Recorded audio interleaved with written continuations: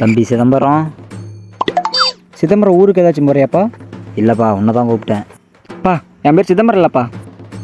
Cutting போட்டால் என்ன வேணா சொல்லுவியாட்டிருக்குது. இல்லைப்பா, அசுரன் கிளைமேக்ஸ் பார்த்தேன், அதுதான். அதுக்கு என்னப்பா?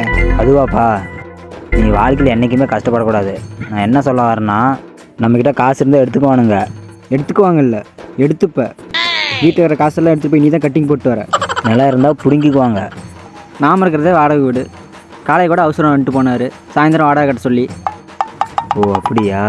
ஆனால் ஒன்றே ஒன்று, உங்ககிட்டருந்து படிப்பு மட்டும் யாராலையும் வாங்க முடியாதுடா. ஆமாம். எதனால்? ஏன்னா நீ படித்த லட்சணம் அப்படி. ஒழுங்காக படித்தா பரவாயில்ல, வாழ்க்கையில் கஷ்டப்படணும்டா. கஷ்டப்பட்டால் தான் ஜெயிக்க முடியும், புரியுதா? போ. ஃப்ளாஷ்பேக். வாழ்க்கையில் நீ என்றைக்குமே கஷ்டப்படக்கூடாதுடா.